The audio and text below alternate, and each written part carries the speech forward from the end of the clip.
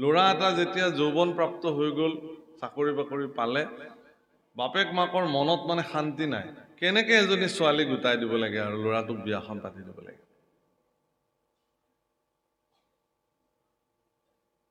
প্ৰভুসকল, সংসাৰৰ জুইবিলাকৰ ভিতৰত ধন হইলা এককুৰা, পুত্ৰ হইলা দুই, ভাৰ্যা হইলা তিনি কুৰা সংসাৰৰ জুই। এই জুই সংসাৰৰ তাপিত জুইৰ ভিতৰত এইবিলাককো ধৰা হৈছে।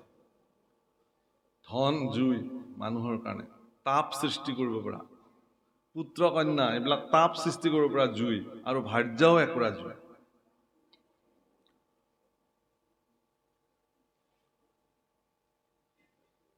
গোবিন্দ মিশ্ৰই সেইকাৰণে অৰ্জুনক কোৱাৰ চলেৰে গীতাৰ মাহাত্ম্যত খুব ধুনীয়া অনুবাদ কৰিছে। কি বুলি কৈছে? যে বানৰক যেন নৰ্তকে নচাৱে, স্বামীক নচাৱে ভাৰ্যা। হে অৰ্জুন, বান্দৰবিলাকক যেনেকে নচুৱাই খেল দেখুৱাবিলাকে, একোগৰাকী ভাৰ্যায়ো স্বামীক তেনেকে নচুৱাব পাৰে।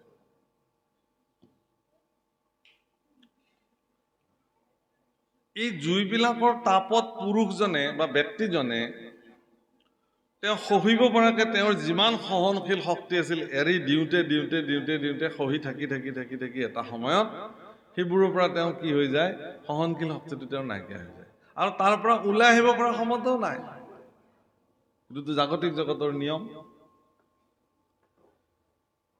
সেইকাৰণে মহাপুৰুষ শংকৰদেৱ গুৰুজনাই ভাগৱতৰ পদে পদে পদে পদে লিখিলে যে পুত্ৰ ভাৰ্যা ধন জন সাম্যকে মেঘৰ ছায়া, তাতেক নাতেক মায়া। কিয় কৈছে? যে নালাগে নহয় আপুনি সেইকাৰণে আপুনি সংসাৰ নকৰাকে থাকিব নেকি? সেইকাৰণে আপুনি ল'ৰা ছোৱালী যি জন্ম দিছে তাক পালন পোষণ নকৰাকে থাকিব নেকি? যিখিনি ধন উপাৰ্জন কৰিছে সেইখিনি আপুনি পেলাই দিব নেকি? নোৱাৰে। মানে কৈছে এইকাৰণে এই কথাখিনি আপোনাক সচেষ্ট কৰিছে, যাতে এইখিনিৰ পৰা উৎপাদিত হোৱা তাপত আপুনি নিজৰ সঞ্চিত শক্তিক যাতে আপুনি তাত বিলীন নকৰে।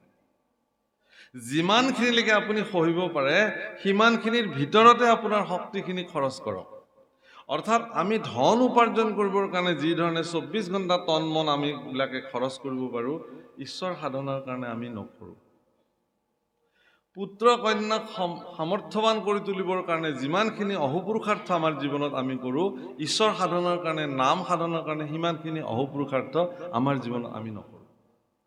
ভাৰ্যাগৰাকীক সুখত ৰাখিবৰ কাৰণে যিমানখিনি অহোপুৰুষাৰ্থ এগৰাকী পুৰুষে কৰে, সিমানখিনি অহোপুৰুষাৰ্থ ঈশ্বৰ সাধনাৰ কাৰণে কোনো পুৰুষে নকৰে। যদি কৰে তেওঁতো মহাপুৰুষ হৈ যাব। এই কথা গোস্বামী তুলসীদাসৰ পত্নী ৰত্নাৱলীয়ে তেওঁক কৈছিলে। তুলসীদাসৰ নাম আজি আমি নললোহেঁতেন। আৰু তুলসীদাস এনেকুৱা এগৰাকী পণ্ডিত, প্ৰবৰ শাস্ত্ৰজ্ঞ বিদ্বান, যে যাৰ নাম সমগ্ৰ ভাৰতবৰ্ষত তেওঁৰ বিৰচিত কৰে ৰামচৰিত মানস। মানে তেওঁ বৰ্ণন কৰিছিল এইটো কথা যে আপুনি যদি দেখে যে জ্ঞানী ৰামতকেও জ্ঞানী কিন্তু ৰাৱণ আছিল, ধনী ব্যক্তি ৰামতকেও ধনী ব্যক্তি ৰাৱণ আছিল, শক্তিশালী আৰু সামৰ্থ্যৱান ৰামতকেও ৰাৱণ বেছি আছিল, কিন্তু তাৰ পিছতো ৰামৰ হাতত কিন্তু ৰাৱণ নিহত হৈছিল। ইয়াৰ কাৰণটো কি? যে ইমানবিলাক শক্তি ধন জন সামৰ্থ্যৰ দ্বাৰা সামৰ্থ্যৱান হোৱাৰ পিছতো ৰাৱণে কিন্তু কামনা আৰু অহংকাৰৰ পৰিণতিত নিজৰ তিল তিল স্খলনক তেওঁ ৰোধ কৰিব পৰা নাছিল। শক্তিবন্ত পুৰুষসকলে কেতিয়াও নিজৰ শক্তি আৰু সামৰ্থ্যৰ ওপৰত কেতিয়াও হেৰি নকৰে, মানে তাক স্খলন নকৰে। ৰামচন্দ্ৰইটো ইচ্ছা কৰিলে একেপাত সৰুতে ৰাৱণক নিধন কৰিব পাৰিলেহেঁতেন, নাই কৰা।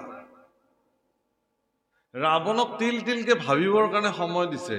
তেওঁক দুৰ্গতিৰ কথা কোৱা হৈছিলে, যে দুৰ্গতি কি তুমি চোৱা।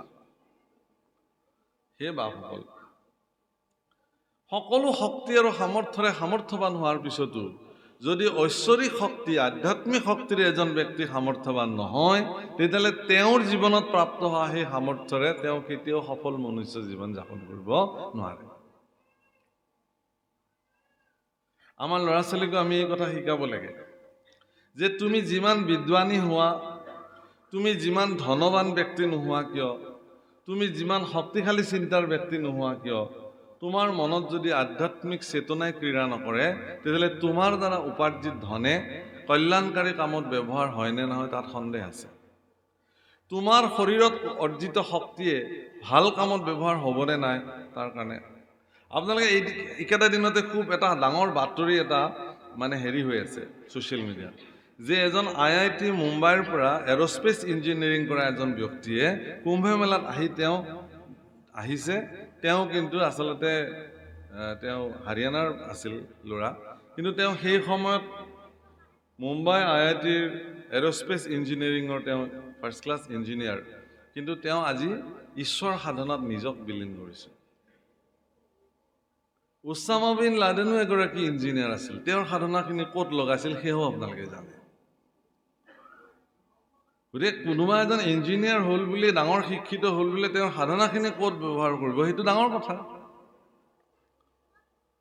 অৱনিশি চাৰি বেদ বিচাৰি বে কত কৰো হৰি নাম। মহাপুৰুষ শ্ৰীমন্ত শংকৰদেৱ গুৰুজনাই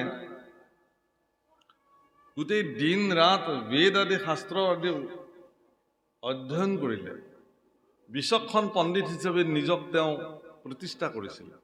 তেওঁ যদি ৰজা নৰনাৰায়ণৰ ৰাজসভাত এগৰাকী দৰমহাধাৰী লোক হিচাপে থাকিলহেঁতেন, তেতিয়াহ'লে ৰজা নৰনাৰায়ণে তেওঁক ধনে সোণে উপচাই দি তেওঁৰ পৰিয়াল পৰিজনক ৰাজকীয় মৰ্যাদাৰে ৰাখিলেহেঁতেন। ৰাখিলে কি হ'লহেঁতেন? সিমানতে শংকৰদেৱ সমাপ্ত হৈ থাকিলহেঁতেন। কিন্তু তেওঁৰ যিখিনি স্ব উপাৰ্জিত শক্তি সামৰ্থ্য জ্ঞান, সেইখিনি তেওঁ কেৱল এজন ৰজাৰ ওচৰত নথৈ তেওঁ সমগ্ৰ মানৱ অবা নৰলোক হৰি ভজিয়ক বুলি সমগ্ৰ মানৱ জাতিৰ কল্যাণৰ কাৰণে তেওঁ প্ৰয়োগ কৰিলে। সেইকাৰণে শ্ৰীমন্ত শংকৰদেৱ গুৰুজনা আজিও আমাৰ হৃদয় বিদ্যমান হৈ আছে। মাধৱদেৱ গুৰুজনাই তেওঁৰ জীৱনৰ সকলো উপাৰ্জিত শক্তি সামৰ্থ্য তেওঁ গুৰু সেৱাত অৰ্পণ কৰিলে কাৰণে পৃথিৱীৰ এগৰাকী বিৰল গুৰু সেৱক হিচাপে মহাপুৰুষ মাধৱদেৱ আজিও জগতত পূজিত হৈ আছে। জোৰণৰ কন্যাও এৰি থৈ বিবাহ নকৰি চিৰ কৌমাৰ্য ব্ৰত ধাৰণ কৰি কেৱল গুৰুৰ চৰণ সেৱাত নিজক সমৰ্পিত কৰিলে।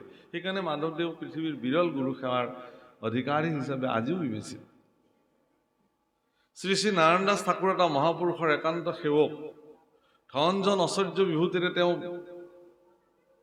শক্তিশালী আছিল, কিন্তু তেওঁৰ সকলো ধনজন শক্তি কেৱল ভকতৰ সেৱাৰ কাৰণে প্ৰয়োগ কৰিছিল নিস্বাৰ্থ মনেৰে, যাৰ কাৰণে শ্ৰী শ্ৰী নাৰায়ণ দাস ঠাকুৰ এটা আজিও পূজিত।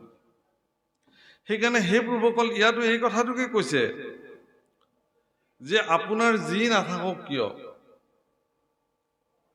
আপোনাৰ থকাখিনি ঈশ্বৰৰ চৰণত সেৱাৰ কাৰণে সমৰ্পিত হয় নে নহয়। গতিকে তোমাৰ চৰণ ছত্ৰৰ সেৱা, তাপ, সংসাৰৰ যি তাপ, মানে তাপৰ পৰা মুক্ত হ'বৰ কাৰণে, সেইকাৰণে ভাগৱতৰ আমি যি ভাগৱত সন্মুখত লৈ আছো, এই ভাগৱতৰ মংগলাচৰণ পদত মানে ভাগৱত মাহাত্ম্যৰ প্ৰথম মংগলাচৰণ পদত কি বুলি কৈছে? সচ্চিদানন্দ ৰূপায় বিশ্বৎপত্যাদি হেতুবে তাপত্ৰয় বিনাশায় শ্ৰীকৃষ্ণায় বয়মে। তাপত্ৰয় বিনাশায়, তিনি তাপক তুমি বিনাশ কৰা। এই তাপৰ পৰা মুক্ত কৰিব পাৰে। সেইকাৰণে কৈছে যে চৰণ ছত্ৰৰ ছায়া সেৱৈ যিটো, সিটো এৰাই ইটো তাপ। ভগৱানৰ চৰণ ছত্ৰৰ ছায়াৰ সেৱা যিজনে কৰিলে, তেওঁ এই সংসাৰৰ তাপৰ পৰা নিজকে মুক্ত হ'ব পাৰে। হীৰা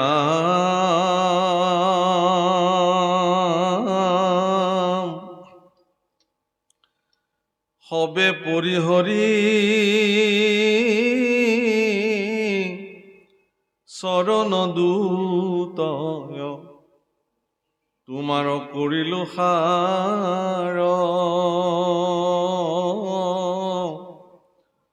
তুমি এৰিলাতে ঐ বন্ধু মাধৱ দিনতে দেখো আন্ধাৰ। হে প্ৰাণনাথ নকৰায় অনাথ দান্তে ধৰু খেৰ তুলি। তোমাৰ বিয়োগে অগণি এখানে দেখা মাৰে মোক পুলি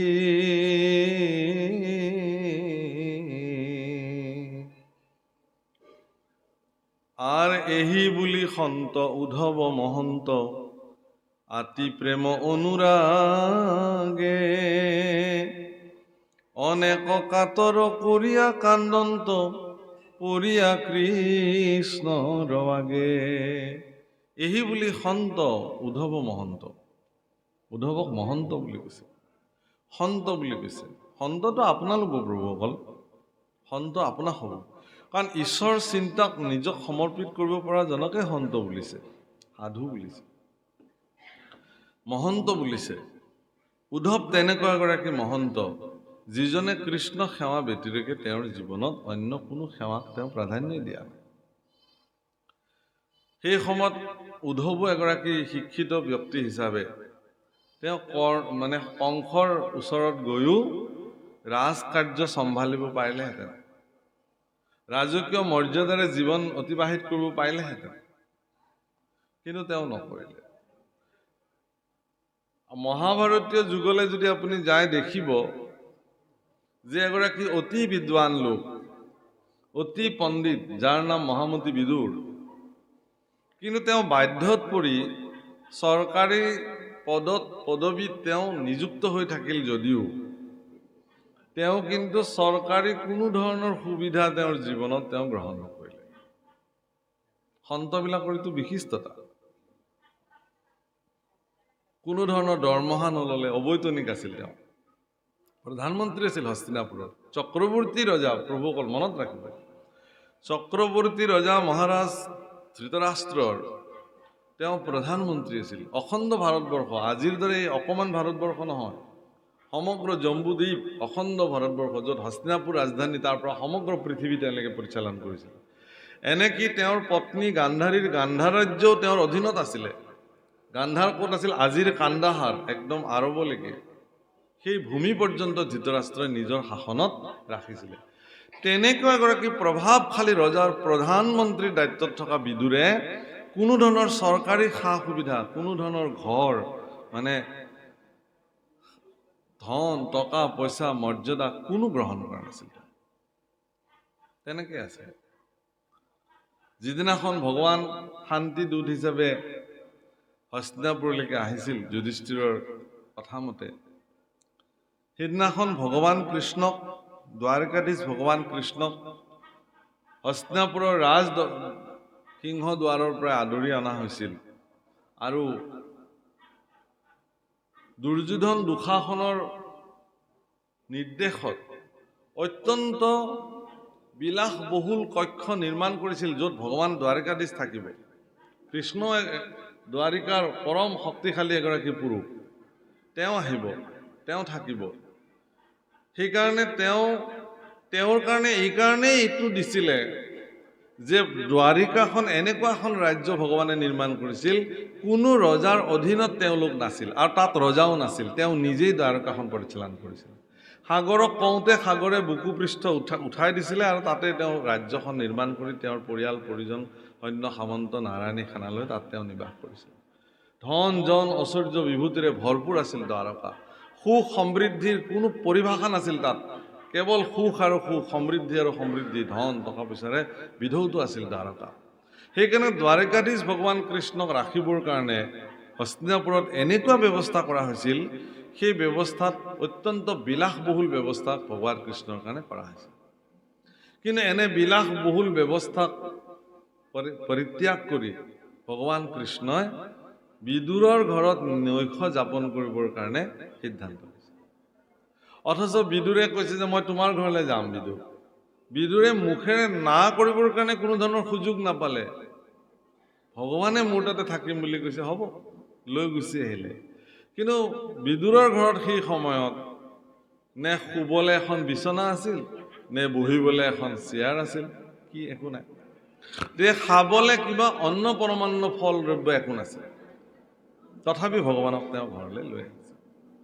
আৰু সেই সময়ত তেওঁৰ পত্নী শোভাগাই ভগৱান কৃষ্ণক কল আছিল মাত্ৰ ঘৰত কেইটামান, কি খাবলৈ দিবৰ কাৰণে ভগৱান আহিছে, কৃষ্ণ দ্বাৰকাধীশ আহিছে কাৰণে কল কেইটাকে নিজে এৰুৱাই দিছিল আৰু আৱেগ বিভল্ল হৈ ভগৱানৰ শ্ৰীমুখ দৰ্শন কৰি থাকোঁতে বাকলিখিনি ভগৱানক দি দিলে আৰু নিজে কলকেইটা খাই থাকিলে।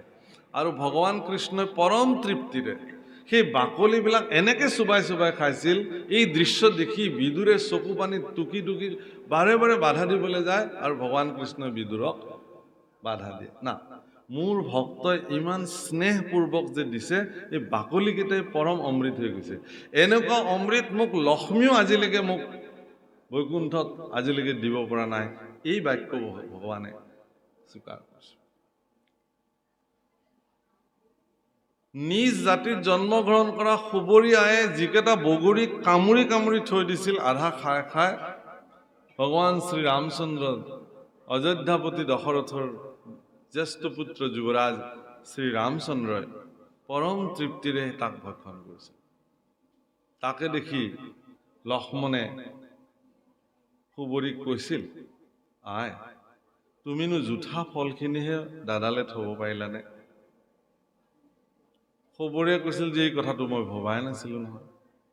মই এই কথাতে মগ্ন হৈ থাকিলো যে বনৰ পৰা বুটলি বুটলি অনা বগৰীকেইটা কেনেবাকে যদি টেঙা বগৰী আহে, প্ৰভুৱে এই টেঙাখিনি খালে বৰ কষ্ট পাব, গতিকে কষ্টটো ময়ে আগতে ভোগ কৰোঁ। এই বুলি যিহেতু ফলটোৰ মিঠা টেঙা তাক চয়ন কৰিব পৰা সামৰ্থ্য জিভাৰ বাহিৰেতো আৰু বেলেগ নাই, গতিকে খাই চাবই লাগিব একামোৰ।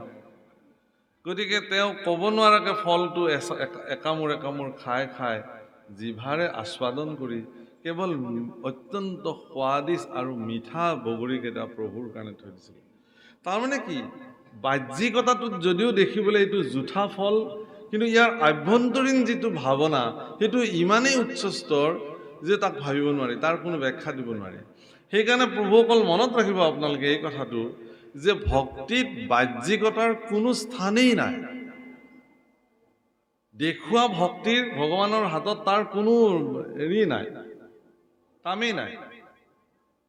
আপুনি অন্তঃকৰণে কি ভক্তি সাধন কৰিছে সেইটো ভগৱানৰ কাৰণে নিৰ্ণায়ক কথা। সেইকাৰণে আমি ভক্তিৰ ক্ষেত্ৰত বেছি জাহিৰ কৰিবলৈ যোৱা, দেখুৱাবলৈ যোৱাৰ যিটো বেপাৰ আৰম্ভ হৈছে, এইটোৱে সমাজক ভক্তিৰ পৰা বিচ্ছিন্ন কৰিছে।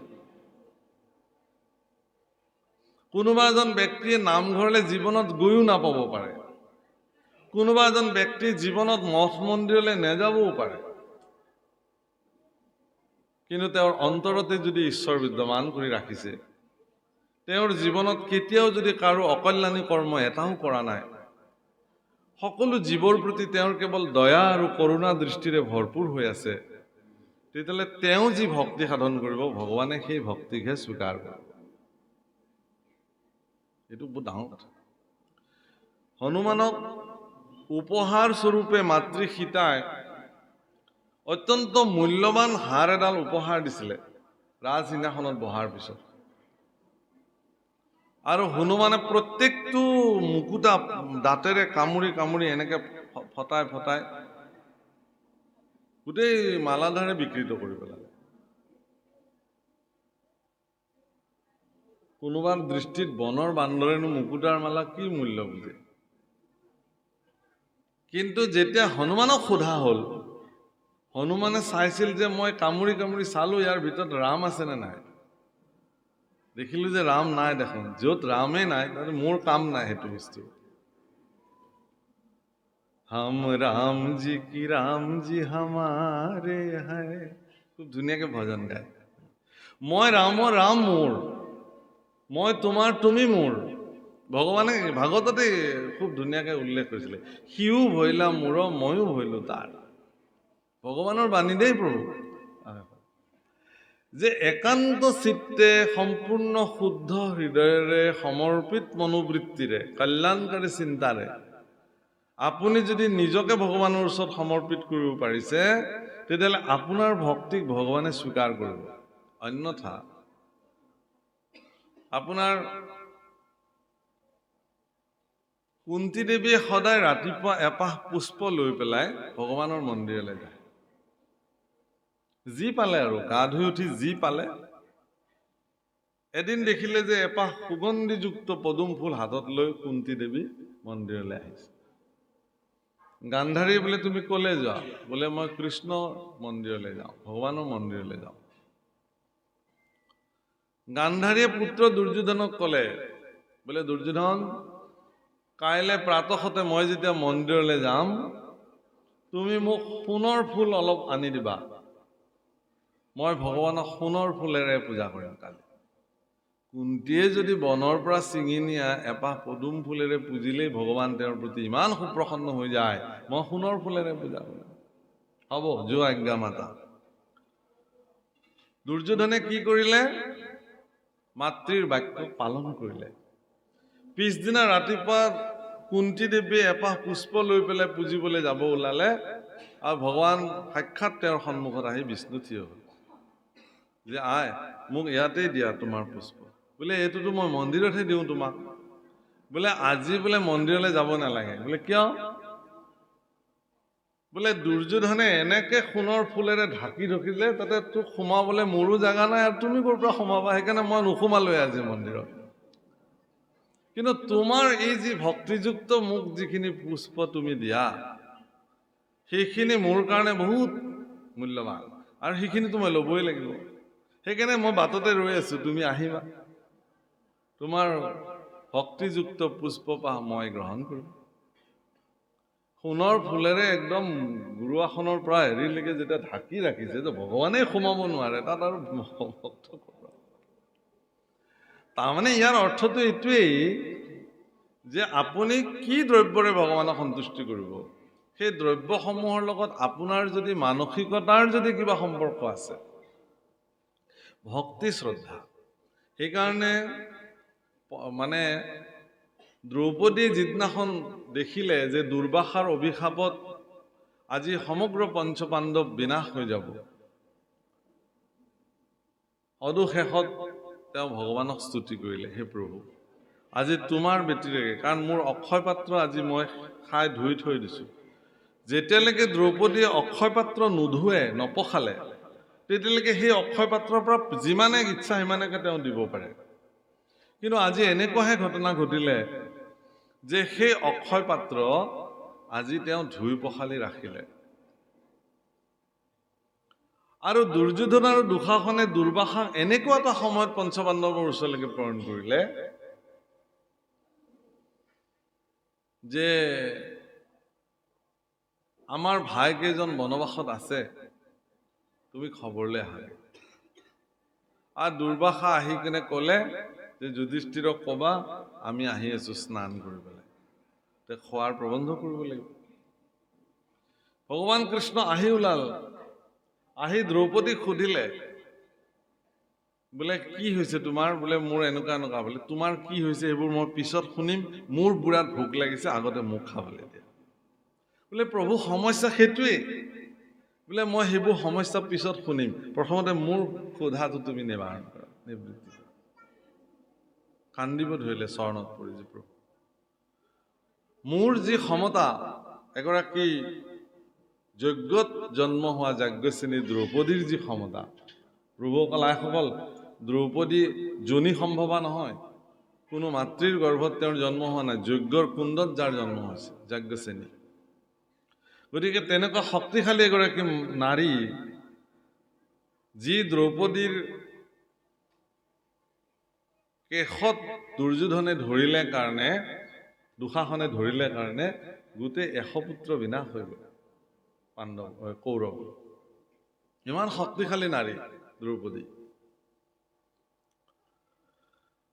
মানে শালংকৃতা বৰনাৰীবিলাকে সদায় কেশ বান্ধি ৰাখে, মানে সংযমতাৰে।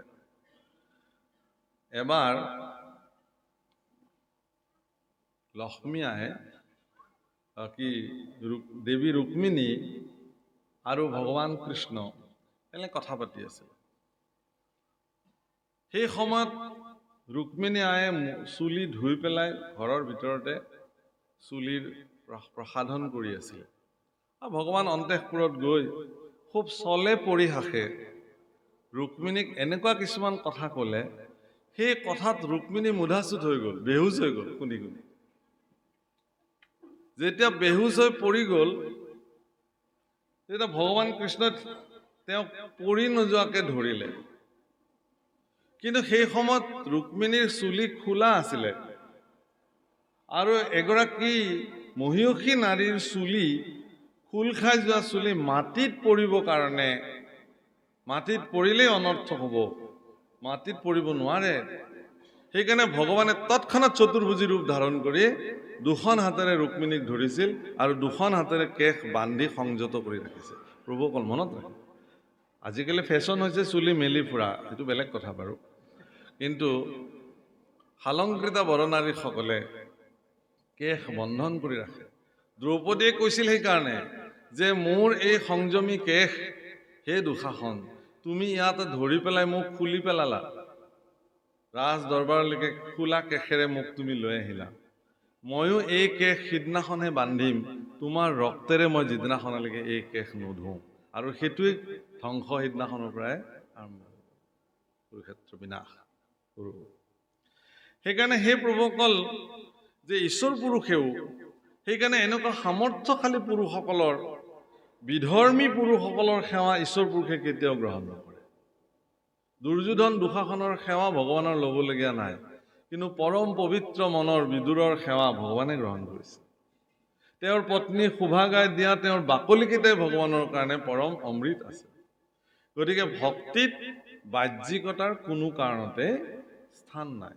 ভক্তিত আভ্যন্তৰীণ আপোনাৰ মনৰ স্থিতি কি, সেইকাৰণে আপুনি নিৰ্ণয় কৰিব নোৱাৰে আচলতে কোনজন ভকতে কি সেৱা কৰিছে।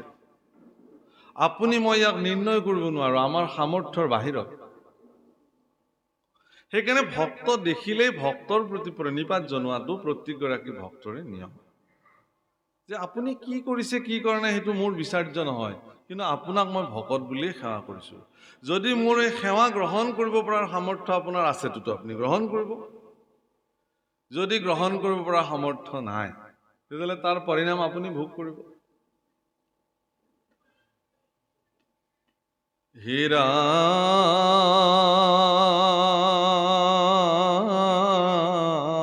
ৰাম, নয়নৰ নিৰধাৰাৱে বৈ, শোকত আকুল ভাৱে, কত কাকুতি কৰিয়া কান্দন্ত, ধৰিয়া কৃষ্ণৰ পাৱে। আৰ ইহেন অৰুণ চৰণ দুখানি, তেজি জীৱ কোন সতে, মাধৱ বান্ধৱ নৱধা সমূলি, নিয়োগ মোক লগতে। একেটাই মাত্ৰ প্ৰাৰ্থনা যে মোক তুমি লগত লৈ যোৱা, মোক তুমি লগত লৈ যোৱা। ৰাম এহি বুলি পাৱে, পুৰিয়া কান্দন্ত, ঐ অনেক কাৰুণ্য ভাৱে,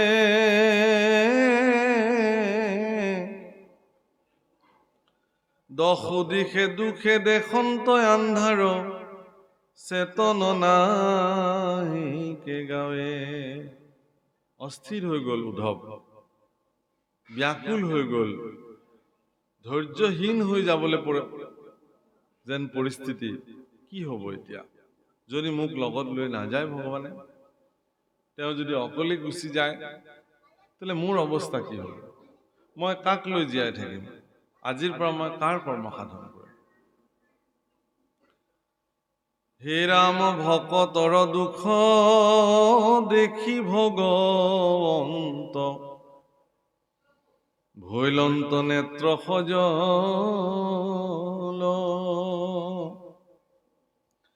অসন্তোষে কিছু চপৰাইলা মাথ, সংকোচ মুখ কমল,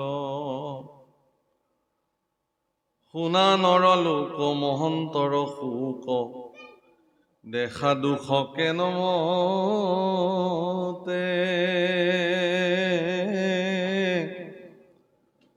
ধন জন যত জীবন যৌবন জানা হবে অশাশ্বত।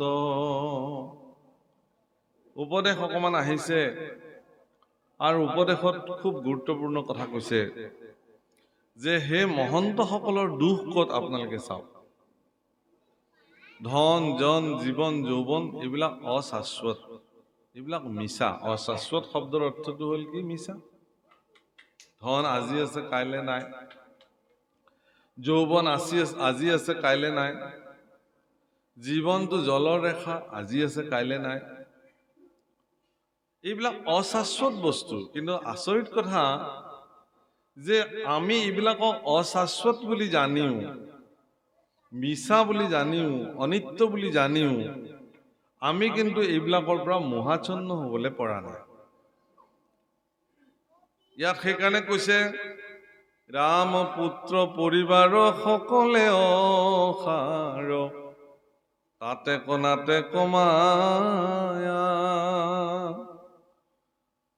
খনেক থাকিয়া খনেকে অন্তৰৈ সাম্যকে মেঘৰ ছায়া। এইবিলাকৰ প্ৰতি এইবিলাক মেঘৰ ছায়া বুলি কৈছে। কোনবিলাক?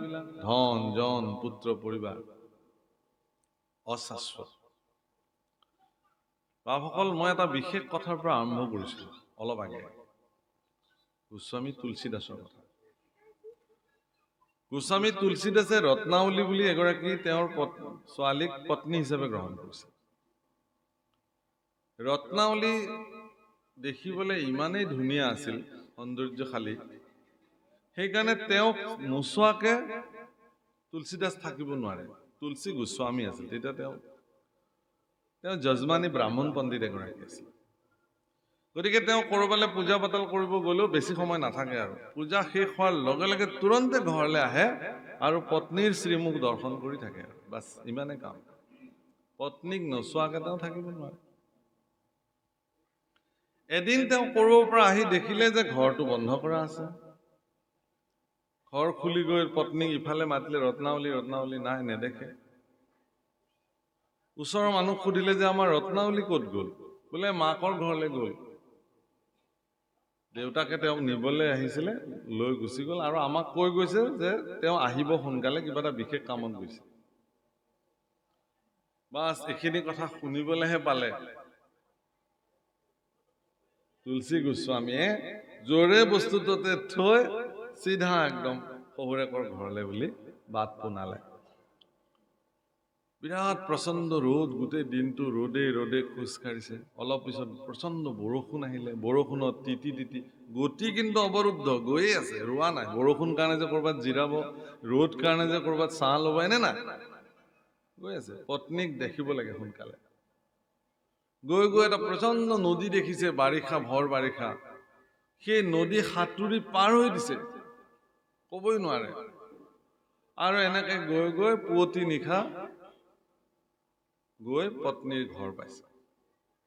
শহুৰেকৰ ওখ বেৰ আছিলে, বেৰ পাৰ হৈ গৈ পেলাই দুৱাৰত টোকৰ দিছে। দুৱাৰ খুলি শহুৰেকৰ মানুহ দেখে যে তুলসী গোস্বামী। আৰে জোঁৱাই, কিয় তুমি এনেকে আহিলা? কৈছে ৰত্নাৱলীক নেদেখি মই থাকিব নোৱাৰিলো আৰু মই তেনেকে গুচি আহিলো। চবে দেখিলে শহুৰেকৰ মানুহটো ভালে পায় যে জোঁৱায়েকে তেওঁলোকৰ ছোৱালীজনীক ইমান ভাল পায়, সেইটোতো ভাল লগাই কথা সদায়। কিন্তু ৰত্নাৱলী এটা ডাঙৰ কথা কৈ দিলে যে এনেকুৱা অনুৰাগ, এনেকুৱা প্ৰেম আপোনাৰ যদি ৰামৰ প্ৰতি হলহেঁতেন, এনেকুৱা দুৰ্বাৰ গতিৰে যদি আপুনি প্ৰভু প্ৰাপ্তিৰ কাৰণে যদি জীৱনত কৰ্ম কৰিলেহেঁতেন, তেতিয়াহ'লে আপুনিতো প্ৰভুক পায়ে গ'লহেঁতেন সাক্ষাৎ, সেইবুলি ক'লে। আৰু এই কথা শুনাৰ পিছত তুলসী গোস্বামী দৃঢ় মন হৈ গ'ল। তুমি সঁচা কথা ক'লা হে ৰত্নাৱলী। মই যদি তোমাৰ কাৰণে ইমান অনুৰাগী নহৈ বোলে ঈশ্বৰৰ প্ৰতি অনুৰাগী হলোহেঁতেন, ঈশ্বৰক পাবৰ কাৰণে যদি ৰ'দ বৰষুণ কাটি কৰি যদি তেওঁক পাবৰ কাৰণে কৰ্ম কৰিলোহেঁতেন, মই আজিয়ে এই মুহূৰ্ততে সংকল্প ললো। ব্ৰাহ্মণ আছিলে, হাতত জল ললে, এনেকে সংকল্প লৈ পানী এৰি দিলে যে এই মুহূৰ্তত মই সকলো পৰিত্যাগ কৰিলো আৰু প্ৰভুক প্ৰাপ্তিৰ সাধনাত আজিৰ পৰাই খোজ ললো। এই বুলি পিছুৱাই 2 খোজ পিছুৱাই আহি অৰণ্যলৈ গতি কৰিলে। আৰু সেই গোস্বামী তুলসীদাসে যেতিয়া ৰামৰ কথা কৈছিলে, সেই ৰামৰ কথা শুনিবৰ কাৰণে সাক্ষাৎ প্ৰভু ৰাম আৰু লক্ষ্মণ দুটি শিশু বালক হিচাপে সন্মুখত বহি থাকিছিল তেওঁৰ চৰিত্ৰ শুনিবৰ কাৰণে। হনুমান সাক্ষাৎ মূৰ্তিমান হৈ ছদ্মবেশেৰে তাত ৰামৰ কথা শুনিবৰ কাৰণে বিদ্যমান হৈ থাকিছিল। আৰু ৰাম আৰু লক্ষ্মণ শিশু অৱস্থাত আহি পেলাই তেওঁৰ কথা শুনি থাকে। আৰু সদু শেষত গোস্বামী তুলসীদাসৰ হাতেৰে এটি চন্দনৰ তিলক ল'বৰ কাৰণে তেওঁলোক ৰৈ থাকিছিল। এদিন খুব কান্দিছে তেওঁ, কান্দিছে। আৰু শিশুৰূপী ৰাম আৰু লক্ষ্মণে গৈ গোস্বামী তুলসীদাসক কৈছে যে হে মহাৰাজ, হে ঋষিবৰ, আমাক এটি তিলক দিয়া, চন্দনৰ তিলক।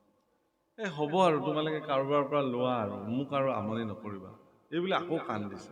কৈছে তোমাৰ ইমান দুখ কিহৰ কাৰণে? কৈছে যে মই ইমান সাধনা কৰিছো, মই প্ৰভুক দেখা নাই, মই কেতিয়া দেখিম প্ৰভু? এই দুখতে। তেতিয়া শিশু দুটাই তেওঁক সুধিছে যে তোমাৰ প্ৰভু ইমান কঠোৰ নে? তোমাৰ ভগৱান ইমান কঠোৰ নে? তুমি ইমান সাধনা কৰাৰ পিছতো তোমাক দেখা নিদিয়ে? কৈছে নাই নাই নাই, এইটো কথা নকবা। মোৰ প্ৰভু দয়াৰ সাগৰ, মোৰ প্ৰভু কৃপা সিন্ধু। মই হয়তো সাধনা কৰিব জনা নাই, সেইকাৰণে তেওঁ প্ৰভুৰ গাত দুখ নাই। তেনেকে নকবা, মোৰ প্ৰভু কৰোণা সিন্ধু। যি কি নহওক প্ৰভুসকল, এই যে ভাগৱতত মহাপুৰুষে এই কথা কলে যে পুত্ৰ কন্যা এইবিলাক মেঘৰ ছায়া, সেই বুলি আপোনালোকে এইবিলাকক অনাদৰ কৰিব নেকি? যে আজিতো ভাগৱতত শুনিলো, গতিকে আজিৰ পৰা আৰু সন্তানৰ খবৰ নলওঁ, যি হয় তাকে হ'ব, খালে খাব, নাখালে নাই, আমি ঈশ্বৰ সাধনা। মহাপুৰুষে আপোনালোকক এইটো কথাই সোঁৱৰাইছে যে আপোনালোকৰ সতি সন্ততিক এনেধৰণে সংস্কাৰিত কৰক, আপোনাৰ স্ব উপাৰ্জিত ধন সম্পত্তিক আপুনি এনেধৰণে সংৰক্ষিত কৰক বা এনেধৰণে জগতত প্ৰয়োগ কৰক, যাতে আপুনি ভৱিষ্যতে ক'বলগীয়া নহয় যে মই এনেকুৱা সন্তান জন্ম দিলো যাৰ কাৰণে মই আজি অশান্তিত ভুগিছো। কিন্তু আপোনাৰ সন্তানৰ কৃতকাৰ্যতাই যদি জগতত কল্যাণকাৰী প্ৰভাৱ পেলায়, তেতিয়াহ'লে আপুনি নিজকে সিদিনাখন গৰ্ব অনুভৱ কৰিব যে মোক ভগৱান, তুমি যে মোক সন্তান দিছিলা, এই সন্তানৰ কাৰণে মই আজি নিজকে ধন্য মানিছো। অৰ্থাৎ সিদিনাখন সন্তান আপোনাৰ কাৰণে কল্যাণকাৰী হ'ব। যদি আপোনাৰ দ্বাৰা উৎপাদিত সন্তান যদি জগতৰ অকল্যাণকাৰী হয়, দুষ্ট অনাচাৰী হয়, সিদিনাখন কিন্তু সন্তান আপোনাৰ কাৰণে মেঘৰ ছায়া হ'ব, তাতক নাটক মায়া।